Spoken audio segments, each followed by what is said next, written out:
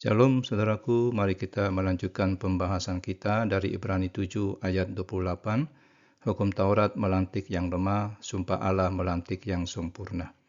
Sebab hukum Taurat menetapkan orang-orang yang diliputi kelemahan menjadi imam besar. Tetapi sumpah yang diucapkan kemudian daripada hukum Taurat menetapkan anak yang telah menjadi sempurna sampai selama-lamanya. Pernahkah saudara merasa kecewa dengan pemimpin rohani yang gagal menjadi teladan? Atau mungkin bertanya-tanya kenapa begitu banyak tokoh rohani jatuh dalam skandal? Kita tidak sendiri dalam perasaan ini, tapi dalam Ibrani 7 ayat 28 ada sebuah penghiburan yang besar. Sebab hukum Taurat menetapkan orang-orang yang lemah menjadi imam besar, tapi sumpah yang datang kemudian dari hukum Taurat menetapkan anak yang telah sempurna untuk selama-lamanya. Ayat ini adalah kesimpulan dari seluruh penjelasan tentang keunggulan Yesus sebagai imam besar. Penulis Ibrani membandingkan dua sistem imamat yang sangat berbeda. Yang satu berdasarkan hukum Taurat, yang lain berdasarkan janji Tuhan. Kata sebab di awal ayat menunjukkan bahwa ini adalah penjelasan penting yang merangkum semua pembahasan sebelumnya. Pertama, penulis mengatakan bahwa hukum Taurat memilih manusia-manusia yang lemah sebagai imam besar. Artinya para imam di zaman Musa adalah manusia biasa dengan kelemahan dan keterbatasan.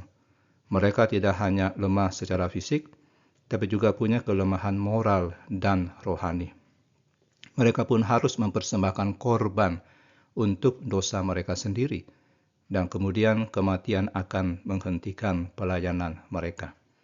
Nah, ini bukan berarti para imam Lewi itu jahat, bukan. Tapi mereka hanyalah manusia biasa dan sistem hukum Taurat tidak mampu mengatasi kelemahan itu.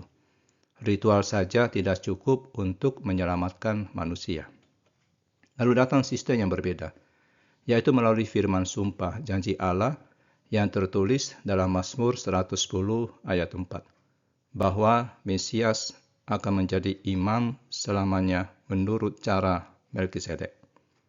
Nah, frasa yang kemudian dari hukum Taurat menunjukkan bahwa janji Allah datang setelah hukum. Tapi justru itu jauh lebih kuat. Janji Tuhan menggantikan hukum karena janji itu adalah bagian dari rencana akhir Allah. Kata-kata melantik anak menekankan perbedaan besar. Hukum memilih banyak manusia yang lemah. Tapi janji Tuhan menetapkan satu pribadi yang disebut anak. Ini bukan sekedar identitas Yesus, tapi juga menggambarkan kualitasnya sebagai anak Allah. Dia punya kuasa sejati, hidup kekal, dan sifat yang sempurna. Nah, ketika disebutkan bahwa anak telah menjadi sempurna, itu berarti Yesus telah menyelesaikan seluruh proses menjadi imam besar yang sempurna, melalui penderitaannya, melalui kematiannya, dan melalui kebangkitannya. Dia bukan hanya sempurna secara ilahi, tapi juga secara manusiawi. Dan kesempurnaan ini berlaku untuk selama-lamanya. Berbeda dengan Imam Lewi yang hanya sementara.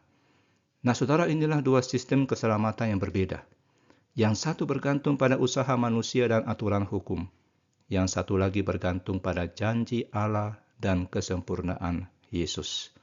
Jadi, mengapa kita masih berharap pada manusia yang lemah, jika Allah sudah menyediakan yang sempurna?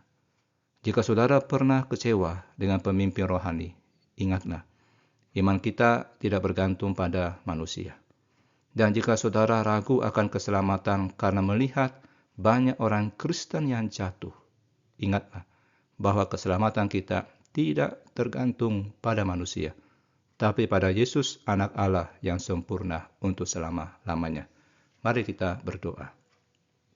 Bapa yang setia, terima kasih karena Engkau tidak meninggalkan kami bergantung pada manusia yang lemah.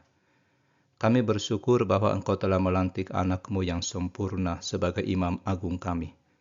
Ketika kami kecewa dengan kelemahan manusia, termasuk kelemahan kami sendiri, ingatkan kami pada kesempurnaan Kristus. Bantu kami mempercayai sepenuhnya Dia yang telah sempurna untuk selama-lamanya. Di dalam nama Tuhan Yesus kami berdoa. Amin.